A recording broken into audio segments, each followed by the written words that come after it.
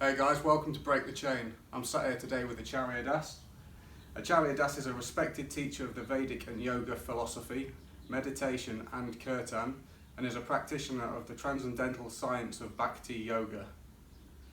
Acharya has been teaching meditation for 45 years. I met him at the local meditation program, which I think I'm very fortunate to have run into him. Not everybody will understand what I just said there. Can you explain to people how you went from living in New Zealand to living in India and how you ended up on the path that you did? Okay, sure. I was a pretty average kid, I guess. Grew up in a really small town, about 3,500 people, farming kind of community.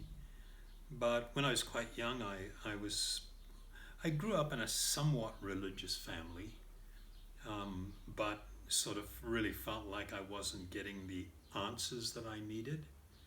There was a lack of depth and, quite a lot of stuff I couldn't really accept. I kind of was aware that maybe these guys didn't have the answers, not that a higher purpose, a spiritual existence wasn't real. I knew that was real, just innately knew that to be a reality. So when I was about 14, I stumbled across some books on yoga, which was kind of like pretty far out in those days. And I started practicing what was called Ashtanga yoga and meditation. And I was pretty much focused on sort of the more mystical kind of stuff, having out-of-body experiences and all that kind of trippy things. And then when I was, somebody introduced me to drugs. First was just marijuana, and then a bit of cocaine. And I started dabbling because I sort of concluded, of course erroneously, that it would somehow give me greater spiritual insight, because it seemed to be more sort of mystical and opened up the possibility of there being a hell of a lot more going on than I was aware of. But I was pretty much quite focused on the pursuit of yoga, trying to find out who I really was. I just had this understanding that this body that we have on is not who we are, that there's a somebody inside there looking to be free, as it were.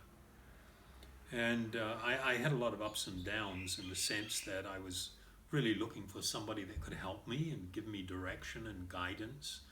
The idea of a guru, a holy man, a spiritual person. And in my youth and inexperience, anywhere where I heard there was some heavy people hanging out or some heavy dude, I want to go check them out and spend time with them. I was already having some quite mystical kind of experiences, and when I sat down and talked to some of these people, I knew that they were just talking. Sometimes I knew right away, sometimes after a couple of weeks of hanging around with them on and off. I sort of saw through things and realized that these people were often talking about things they had never experienced and some of the stuff I had experienced. And so it kind of brought me to this place where I was thinking, well, in the end, shit, nobody knows, everybody's guessing. I began dabbling a lot more heavily with mind-altering substances. Tried just about everything. I didn't really like the downers, and I didn't really like the heroin and stuff. I mean, I think the people that are more drawn to that are people that they're feeling a lot of pain in their life. Their existence is just filled with pain or emptiness or fearfulness. They just want to hide from that. It's like crawling into a dark, safe place, And so that's not what I wanted. I wanted something that kind of expanded my mind and experience, try to learn more. So I was sort of more drawn to the hallucinogenics. And I've always been a little bit of an extremist. The last time I took acid, I dropped about 38 tabs. So I was a little on the wild side. Yeah, wow. You know, but I really did conclude that after a while I'm just getting stoned for the sake of getting stoned. It wasn't really providing me any deeper insights other than some initial ones that I had.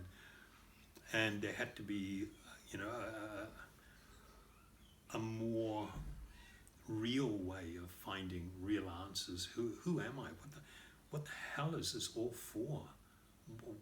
What purpose does things serve? What am I meant to be doing? And who am I? I don't even actually know who I really am. So, you know, I just continued that down that path of really searching. I decided to become a Trappist monk, thinking that if I was living in one of these rural communities that Trappist monks, and they're fundamentally vegetarian, and I brought a few marijuana seeds with me, and they live in these rural communities out in farms. I plant some seeds, I got a little stash in a nice little room, you know, that perhaps some period, somehow, somewhere in my life, I would receive some sort of like divine grace or inspiration and come to some realization of really what it's all about. But I ended up going to Australia, and in Australia I sort of bumped into a couple of guys wearing robes who had come out to Australia from America and were teaching the path of bhakti. And one of them I thought was just a brilliant person. He was so nice. The other one was a total dick. And it was kind of a bit of a contrast here for me.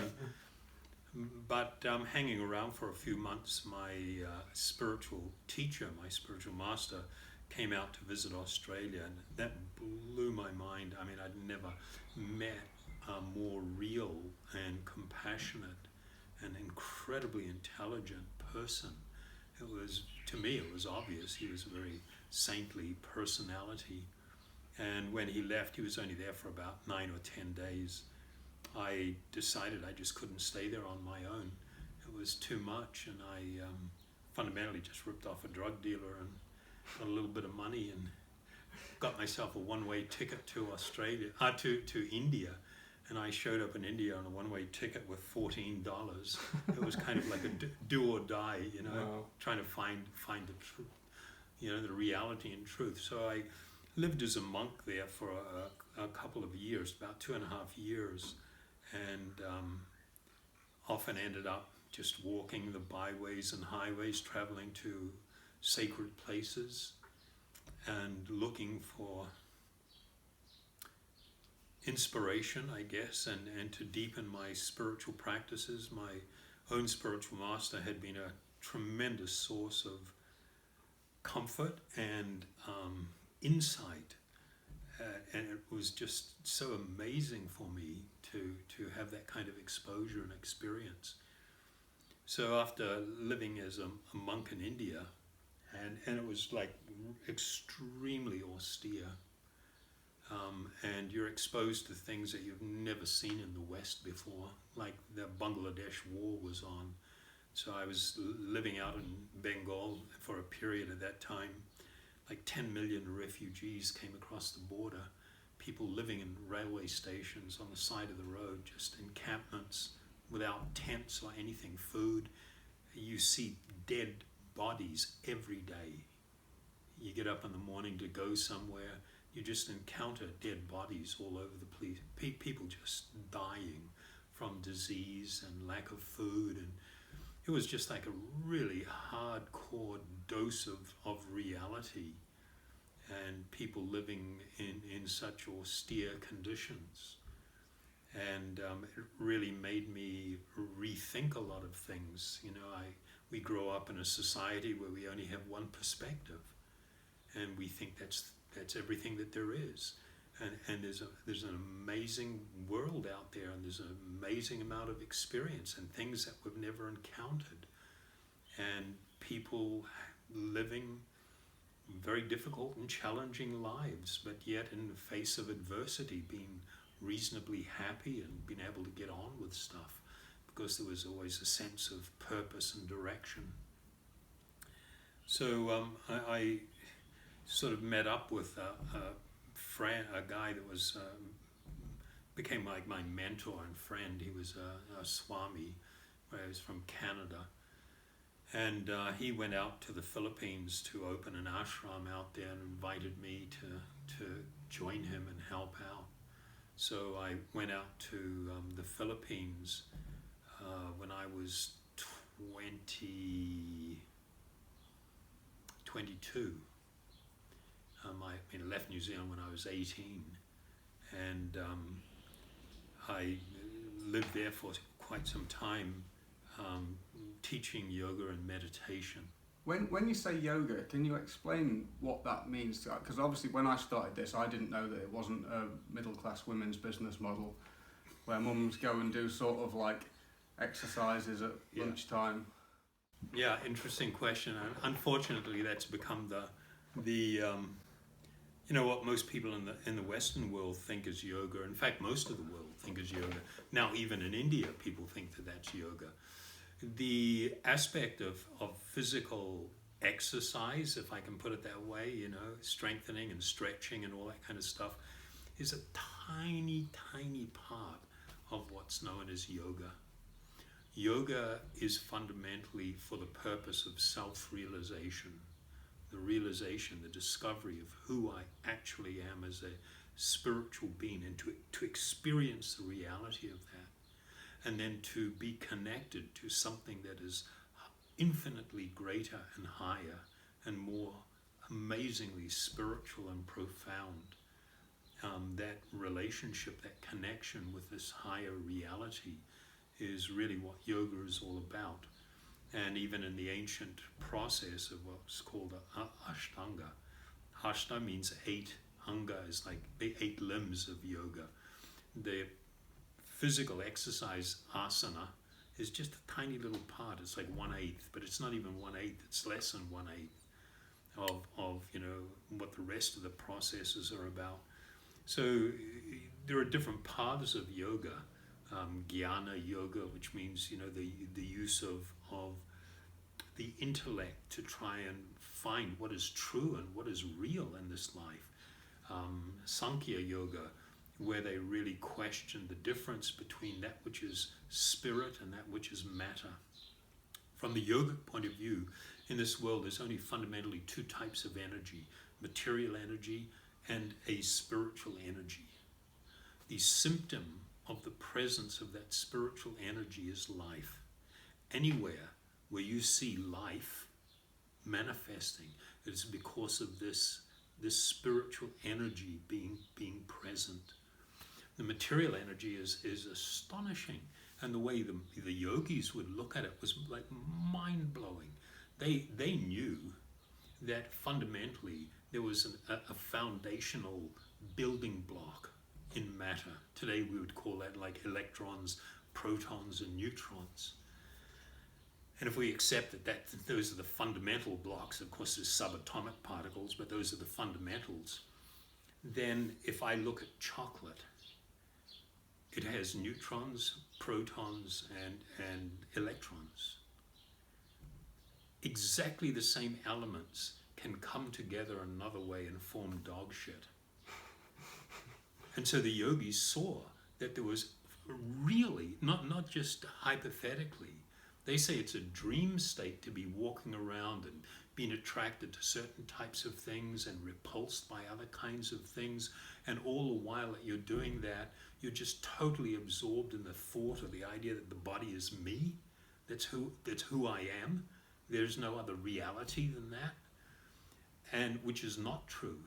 And when you live in that dimension, you're just constantly doing things to stimulate the body and the mind, but you always come up empty, because none of that touches you and the core of your deeper being.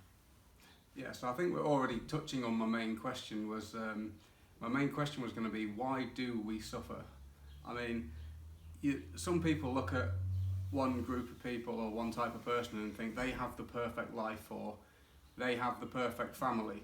But having personally been on so many sides of the fence, it's like the grass is always greener, you know, you're looking at something thinking that's the perfect thing, and then when you get there, it's not, you're still suffering no matter what. Like if you're rich, you're suffering the taxes, if you're poor, you're suffering from starvation, or, you know, there's, on both sides of the fence there's always suffering. So my question is, why do we suffer? Wasn't expecting to get to this place so quickly. It's a very profound question, and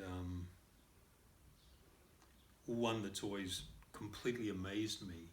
One of our spiritual teachers in our lineage, his name was Sanatan Goswami, and this was back in the 1500s, about the time of the Renaissance.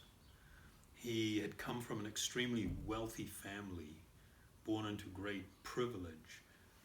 He had become a high-ranking member, like the equivalent of like a prime minister under a Muslim emperor in Bengal, and then later gave everything up to seek an understanding of what it's all about. And he encountered and met up with his spiritual master, who was known as Chaitanya Mahaprabhu, a great spiritual personality. And one of the first questions he asked him in this encounter is, why am I suffering? Why do we suffer? And their understanding of suffering was like far out than ours. They have three words: adi atmic, adi bodhic, adi devic. Adi atmic means suffering due to my own body and mind. It's sort of one category of suffering, and can be, you know, exist on a whole different levels of magnitude. Adi bodhic is the suffering that comes from others, whether it's an insect biting me, something that's invaded, a pathogen that's invaded my body, and now I've got typhoid or malaria or some really crappy disease, or whether it's my neighbor or the bloke next to me that won't share a joint, or the one who stole my stash. You know, there's all the myriad of sufferings that come from others. And the third, they call it adi devic. It means natural forces like excessive heat, excessive cold, rain, earthquakes, all these kind of things that are beyond our control. So they understood that there was a wide variety of suffering, and something that we really need to get a grip on really fast. There is no perfect life in this world. So like lighten the fuck up, I really, because there's no perfect life here. You know, my wife's brother, he came from a very wealthy family in the Philippines. He was a really handsome guy, good looking. He was really buff, into diving, and he had his own businesses. He was super popular, had a fantastic personality, and you know, and he ended up shooting himself. And his big problem was he falsely thought that everybody else is happy, and that other relationships and people with families and that's all kind of like somehow they're experiencing something that's perfect. And whereas my life is shit, I'm totally empty, I'm totally alone, you know, this is a spiritual condition, not a material condition. It's not bad to feel this way. It's not bad. It's actually a good thing, because then it becomes an inspiration to ask, so what is it all about? What should I be doing? Is it possible to get beyond the different types of suffering in this world? And of course the answer is yes. That when we grow in a deeper understanding of our spiritual identity, and we're living that reality as a spiritual being inhabiting this body, and this body is going to go through crap, You think life's a bummer now. You just go through the aging process. Go hang out in an old age home where people are bedridden and it's like you've gone from a baby who couldn't feed itself and can't control its bowels and it's shitting and urinating all over itself and being totally dependent on its parents and those around it. And then you go through this whole cycle of growth and maintenance and then decline, and you end up back in the same place again. That's the natural cycle. Don't try to fight it. That's crazy land, trying to fight it, trying to pretend it's not going to be like that. We have this desire for happiness and a desire for things not to end because we are spiritual beings. It's part of our spiritual nature. But when we've lost the plot and forgotten all about that and just totally become immersed in the body as being who I am and seeking to find fulfillment only through that vehicle, you're going to end up with a proverbial shit sandwich. Sorry. So when you say that we're not the body, what then are we and why are we here? The first part of the question is a lot easier than the second. Not easier to talk about, but easier for people to understand. The body is not a person. All you got to do is be with someone that has died. And the instant somebody leaves the body and all that's left is an empty shell, this body, it instantly feels unclean and unattractive. Even somebody that you loved very much. I mean, you just don't really want to be around it. Not really. You're overwhelmed with shock and fear and confusion, and in feeling that, wow, I need to show respect, to the memory of my friend or my parent or something. Those things are all there, but inherently you feel that the body has become something that's incredibly unattractive. It repulses you. The thing that attracts you to a live body is the fact that there is an eternal, an amazing spiritual being within. That is the source of life. That is the source of personality. That's who we are. But we have lost touch with that reality. And we are trying to live out a vain hope that we can find some perfection in this temporary material world and this temporary body that we're in, that we can find something of enormous value. I'm not saying one should turn their back on the world and reject things. I'm saying we have to be realistic. Half of the suffering that people go through is because of having unrealistic expectations, thinking that this world is my home, that there is a perfection to be experienced here, there is a completeness of love and all these things, that are contained within this world and with material personalities, and it's not true. It's absolutely not true. And so the spiritual path is to seek the reality of who I am and to reconnect and live that and to begin to be more focused on a spiritual journey with spiritual experience. You asked earlier about suffering, and I'll tie it into this one. In the Vedas, they teach about reincarnation, which is more accurately should be transmigration of the soul. Transmigration of the soul means that at the time of death, a person generally is going to end up taking another body, another birth. When a child shows up, people think of it as being just innocent and pure and new. And no, it's not.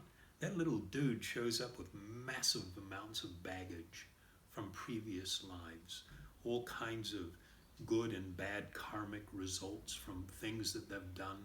They bring with them certain types of desires and conditioning and everything that carries on life after life. In the third world countries, and God, you're seeing it now even in America. I don't know what it's like in the UK. You can see in intersections, where get a red light and the cars are all there and somebody's knocking on the window begging. And when you go to the third world, whether it's Africa, Asia, wherever, you've got people that are in deplorable state, raggedy ass, dirty, and they're really having such a hard time. And they could be standing at the window of a car, a Mercedes Benz, and inside there's some guy with his iPad doing his whole trip, and he's got a driver. He's off to some big corporate position that he owns something or works somewhere, and so he's seen to be living a life of privilege. From the perspective of a saintly person, he sees those two people as being in the same boat, and that any time they're going to be able to change places just automatically as one progresses through this cycle of repeated birth and death. And so suffering, is perceived as being the attempt by the eternal spiritual being to find fulfillment in this world where it cannot be fulfilled. And so you will suffer because of that. And the other one is because one is cultivating and maintaining material desires, one will repeatedly take birth, and they will go through all the different species, they will go through all the different stations in life, and that's the ultimate in suffering. You think you got it bad now, it can get much, much worse. And when a person is even in the most deprived and deplorable state, if they have begun the process of self-realization, of spiritual activity and the meditation which awakens us to who we really are, our spiritual identity, one can be experiencing boundless joy in that and feel free from all the anxieties associated with being in difficult physical situation. So the second part of your question I said was actually a bit more difficult not to talk about, but for people to understand and appreciate. Your suffering will be directly connected or proportionate to how self-centered you are. This is what is known in the Vedas as being the ultimate spiritual ailment that has infected everyone. I mean, we've got how many billion people on the earth now, and every single one of those people see themselves as the center of things. I talk about my life and I see everything related only to me. I don't feel deep empathy for other people that I have no, even if I see them, I don't feel like I've got any connection with them. And I don't feel their pain, I don't feel their suffering. Whereas the great spiritualists, they're profoundly impacted by the great suffering of all humanity, not just human beings, all living beings. They have this deep empathy because the suffering is unnecessary, and it occurs because we basically want to be like God. We want to be the center of everything. It's all about me. It's all about, everything's about me. I'm just, and this means that we live a life more of taking than of giving. When people learn to give of themselves, to be helpful to others, to be charitable, to show kindness, even to greet someone. I mean, somebody living on the street. I mean, how bad does it feel to be living on the street? You think those people have no dignity? No, they do. They feel like they're at the bottom of their life. They feel like they've been robbed of humanity, And people don't even look at them. People don't even notice them. And if you bend down and say to someone, "How you going, mate? I know you're having a hard time, but it can get better." And just more than giving them something, just acknowledging them as being people and connecting. Sometimes people will just cry because they're just sitting there and everybody, the world is moving by and they feel like they're in this deep dark hole. People in severe depression, are in that sort of space also where everything is shut out. I don't see others, I can't hear others, I'm not connected to others. It's all just about me. This is the consequence of living a self-centered life. And the way to break out of that is by, just basic stuff that you can do is to reconnect. You see somebody in that isolated, withdrawn condition, forcibly drag them out. Come on, we're going out. Going for a walk. Even if we're going down the pub, even if we're going to a movie, or just go sit in the park or walk around, we're walking. We don't have to talk. I'm not going to preach to you. I'm not going to harass you. But we're walking because you're my friend and I care about you. And you need to get out and walk and breathe.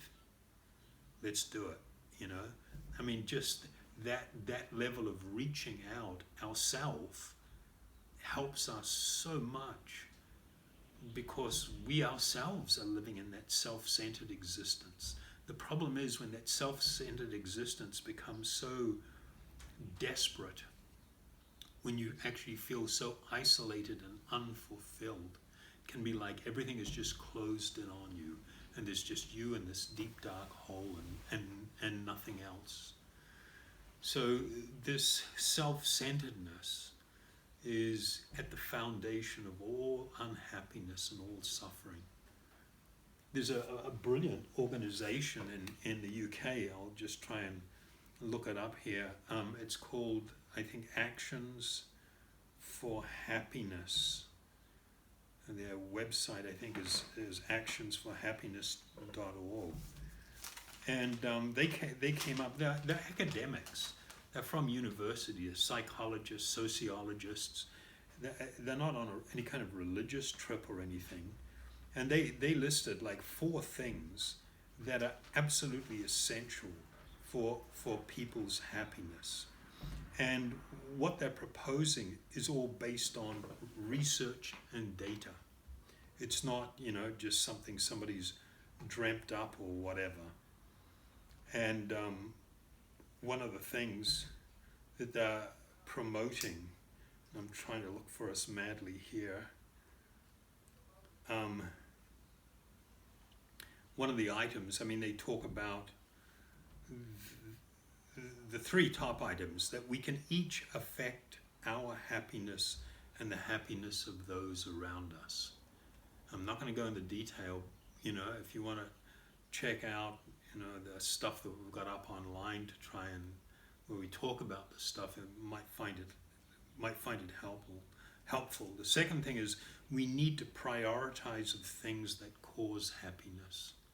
It's just amazing the idea that there are things that can cause happiness, can bring a person to a happier existence. Not perfect, but definitely happier. But the third one was particularly, for me, was really impactful. Helping others is essential for a happier society. And they under that, they lead off with self-centered individualism is not the route to happiness. Helping others is of course good for their happiness, but it also makes us ourselves happier and healthier too. Giving connects us together, provides us with a sense of meaning, and makes us more accepting of ourselves and of others. There's so much truth in that. It's not the perfect and total answer, but you'll find that for people that are trapped, particularly in the cycle of addiction, where it's very much become all about me, you know, to just, it's so exaggerated, the whole thing about being about me. I don't even recognize other people's existence practically. I definitely don't connect with hardly anyone. And to begin to take even tiny steps that move us away from that self-centeredness into just acts, small, tiny acts of kindness and sharing with others is utterly transformative. And the reason it's so transformative, it is the nature of the spiritual being to be in relationship, spiritual relationship. This is the meaning of the word yoga. It is our nature to be a giver and not a taker.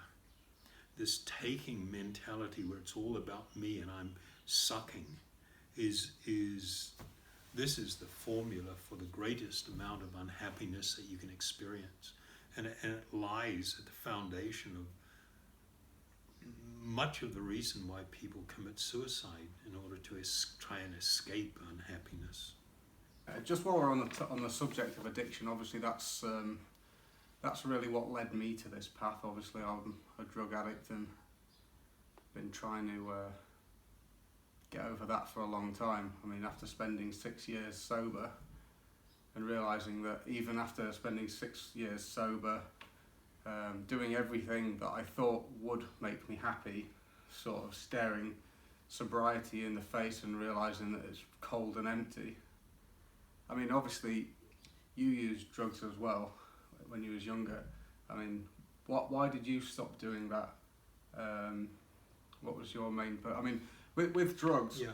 I know that when I'm doing drugs, all I'm thinking about is I'm taking some pleasure for me. That's going to make me feel better, and it's all self-centered. It's the same with earning money. I mean, that could be done for both things, but often I'm earning some money for me so I can buy something nice. I mean, it's the same with every sort When you say it makes you feel good or gives you pleasure, idea. Yeah. How would you express that? How would I express feeling good? Yeah. I would probably have gone and bought some drugs. It's an idea. It's a false idea. Yeah. What is it that you're feeling that's so good? This is a deep question. I mean, in reality, it's always unfulfilling. Every time I've gone down this avenue, it's based on ignorance, and it's ultimately led to unhappiness. It pretty much led me down my life of autopilot life of taking the easy path and trying to feel good, self-centeredly, and it basically was going to lead me off a cliff if I kept going in that direction. You know, that question I asked you, what is the good feeling that you feel? If you had to actually put it in words, most people have actually not thought about it very deeply, and they're sort of just glossing over stuff. The reality is that when you take drugs, it temporarily relieves the emptiness, purposelessness, and the distress that you're feeling. When you're getting high, you're not thinking about those things. If you do, you become incredibly suicidal because it's just like magnified so much.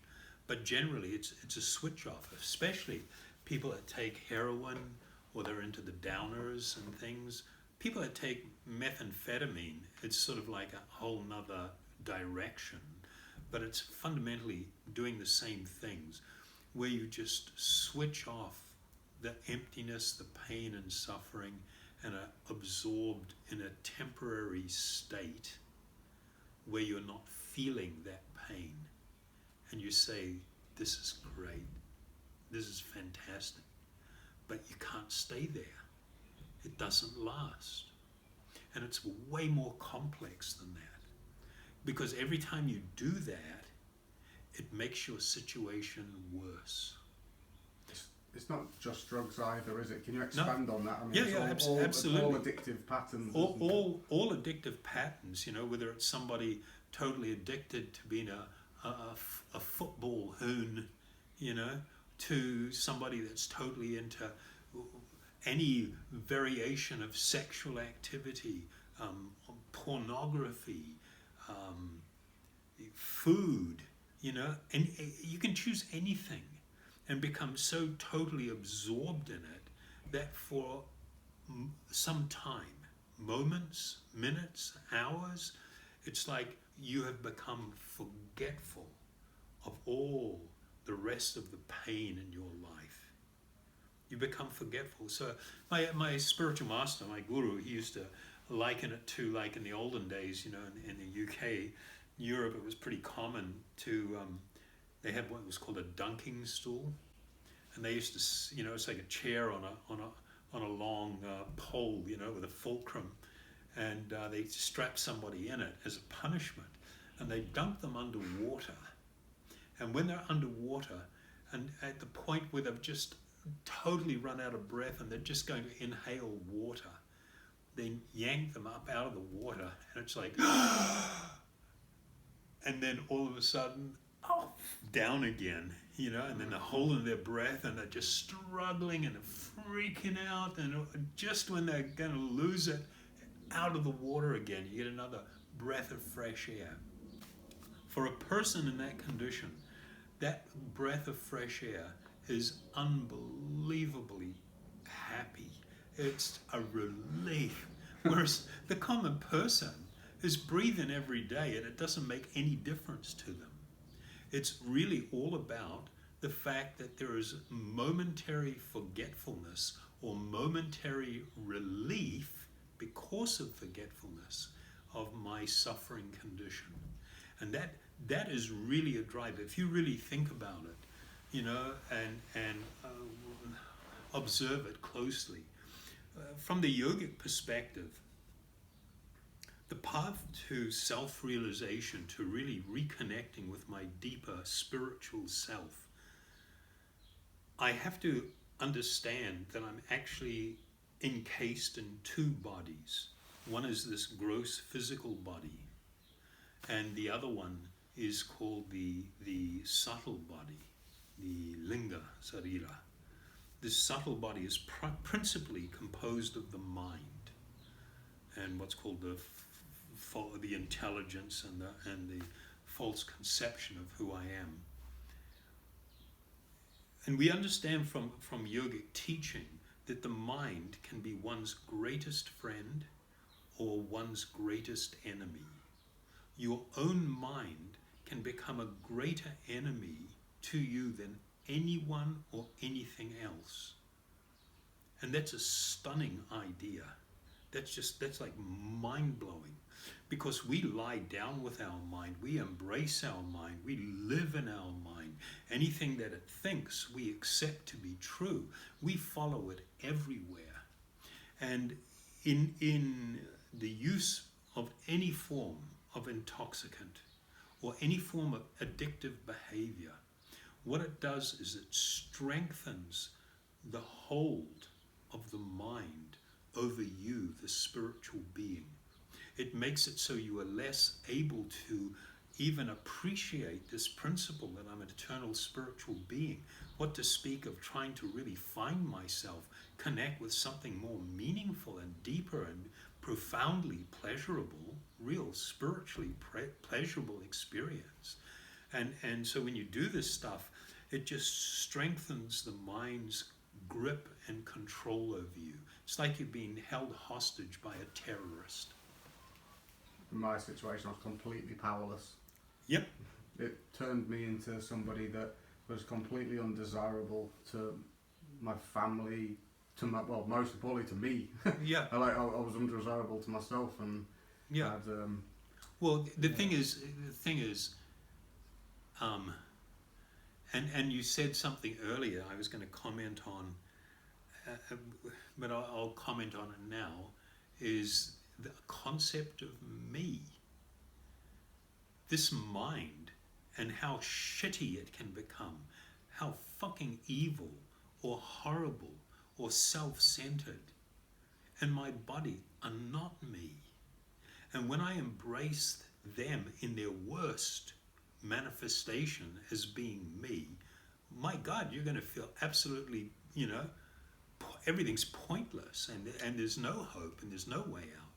But if you could begin to actually understand and contemplate upon, meditate upon the fact that I'm an eternal spiritual being, and my current mental state, my mental condition, my physical condition, even in the depths of an addiction, is not me.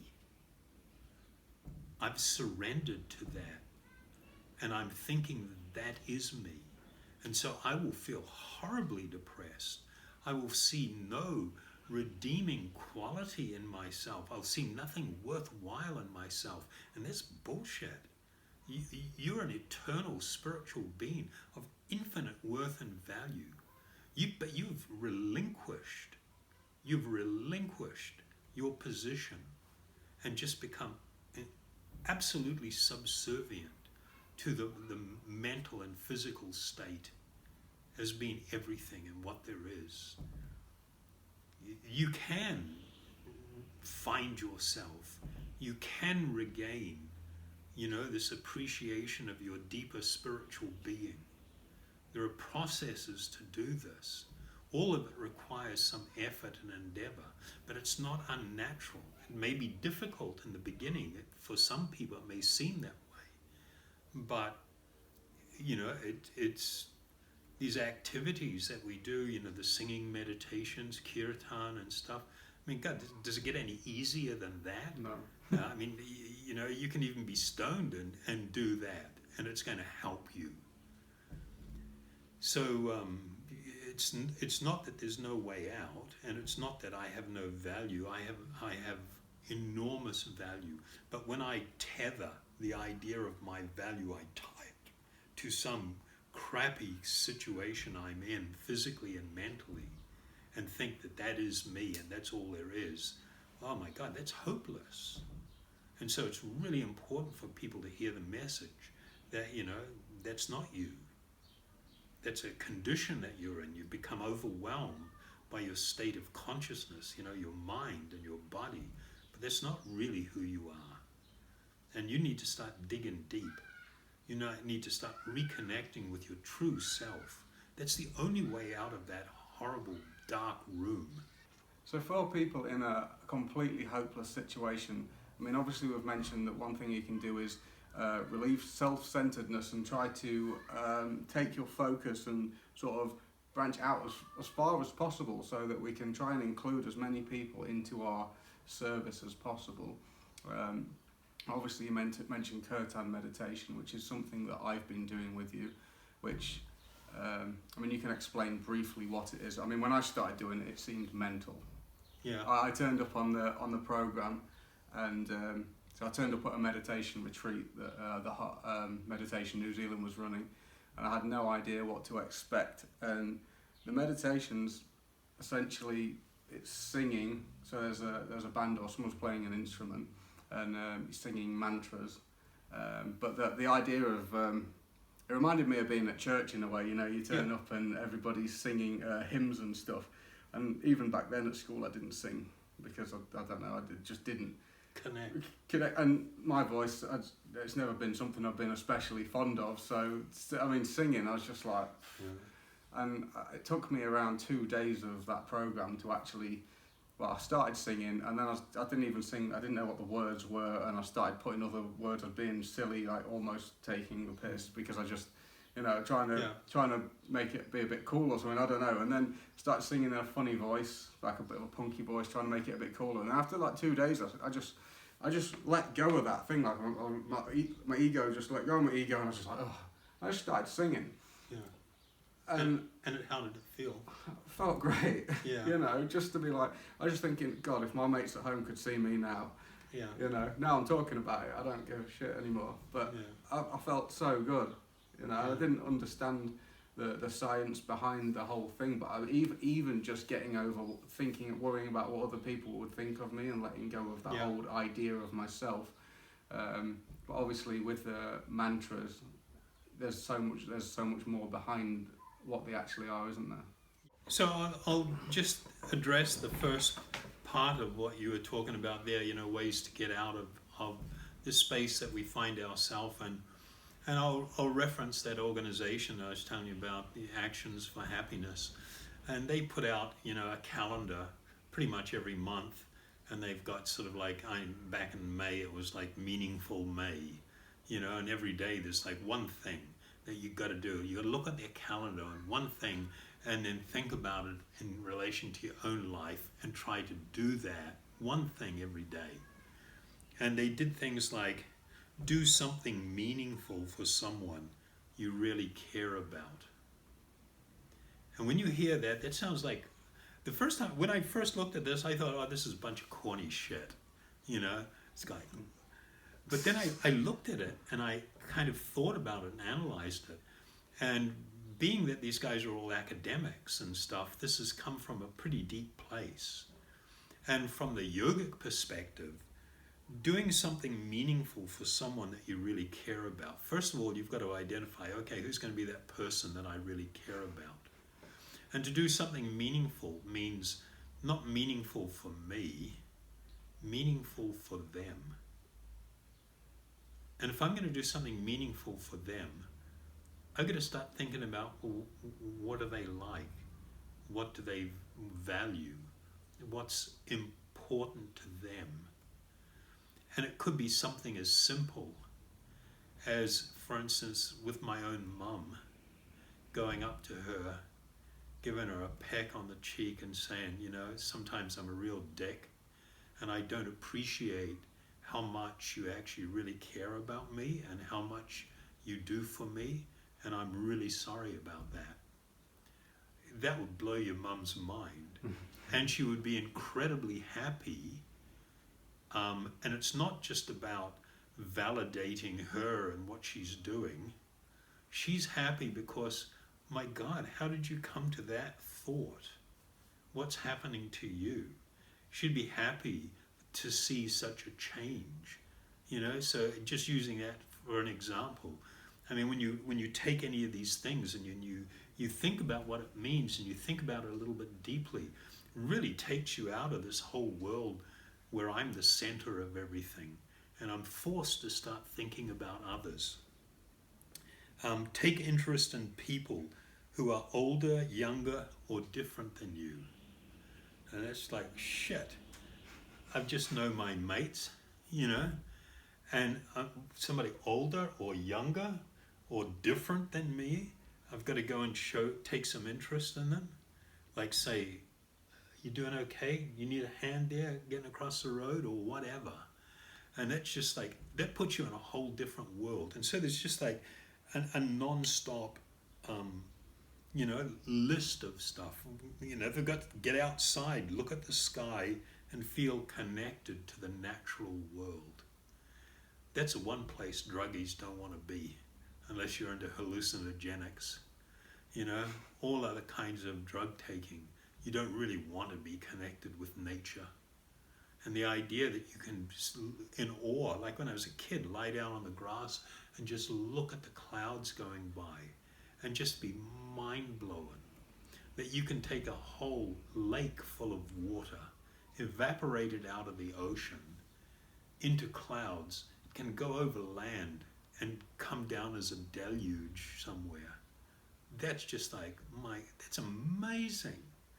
The natural systems and the natural world and how things procreate and everything. It's mind-blowing.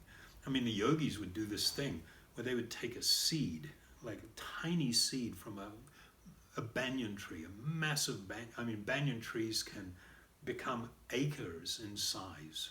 One tree, it'll just put down, roots off its branches and grow and stuff, just becomes this massive thing. And you take one seed. Within one seed, there is a tree. You can't see it, but it's there. There is a tree. And if you plant that and take care of it, that tree will manifest. And each of those trees themselves will produce limitless seeds, each of which contains a tree. And that's all packed into this one little seed.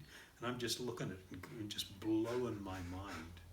So, there are things that you can do, like these guys talk about, that sort of connect you to the world and connect you to other people and get you out of that self-centered headspace.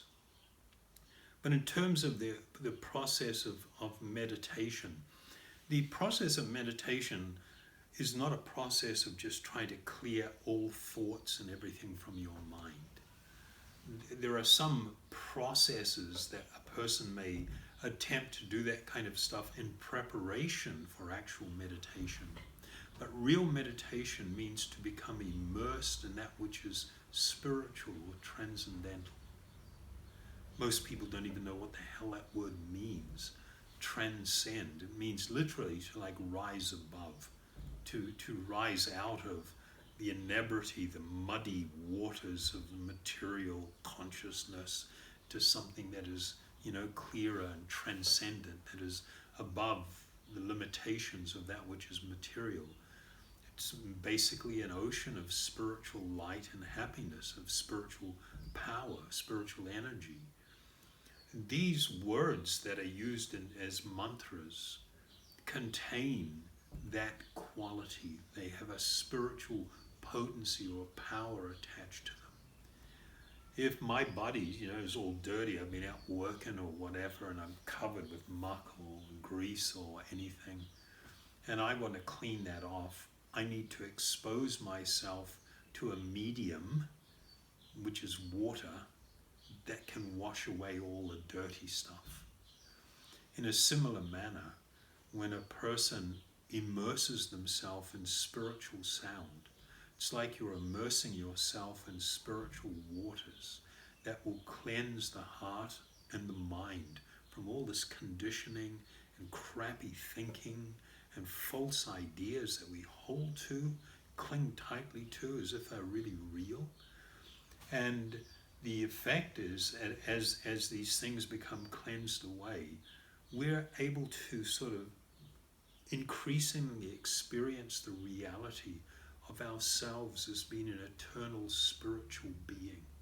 It's like you're in this dark, dingy place filled with cobwebs and dust, and somebody's throwing the window open and light is beginning to stream in. We've got to get all the windows open, we've got to get rid of all the dust and the cobwebs, we've got to wash it down so it becomes a nice place to live. And that's what we need to do with our mind and our body, and become more immersed in the reality of who we are. So this is really what the process of meditation is about. And sometimes it's just a question of even taking one of these nice kirtans and playing it and just listening to it, or trying to practice it and stuff. I can share some links with you, just to some simple breathing and using a simple mantra like the Gauranga mantra, and just people just practicing on their own, following along in a guided meditation, and they'll begin to experience the reality that this stuff is actually powerful. And I can choose to shut it out because I have my own will. And my own will is almost sacred. It's always there. It's part of who I am. And I can choose to misuse that will and shut out that which is good for me and accept that which is bad and misleading and leads to suffering. Or I can use that will to throw the doors open and start cleaning the place out. Let some light and fresh air in. I just wanted to say thank you so much for your time and your wisdom. I really do feel so blessed to have bumped into you and the guys at Meditation New Zealand as well. It's really been, it's really changed my life. Doing japa meditation every day, saying the mantras on the beads and stuff, it's so easy. You just sit down with some beads and you say a mantra, you go around the whole beads and you put all of your focus, all of your attention onto the actual sounds of the words, and your mind just shuts off. It's just gone. So any hassle that your mind's giving you, it's in the distance. It's just gone completely quiet, and it gives you such a nice start to the day. Even just in doing the practice, it transforms you, and it's, you know, for the first time in my life, I've actually got to the point where it's like I would actually like to quit drugs now, even though I've been away from them for years. My desire never changed, you know, like every day I was still craving drugs. It was just like, just clawing at the inside of my mind from the inside. It was awful. And through doing this, I mean, you have to replace your taste with a higher taste. It's like, you can't just pure austerity and completely quitting something without anything to put there. It's just painful and empty, isn't it? No, that's a really good way to put it, James. You know, the development of higher taste is really what it's all about. When you're tasting something better, that which is lower just loses its appeal. So with we'll put some add some links. Add some links and we'll put them in for you. Check out Acharya Das's YouTube channel. You've got loads of stuff on there, haven't you? Loads of wisdom talks. You do regular talks every Sunday. Everything gets put up on there.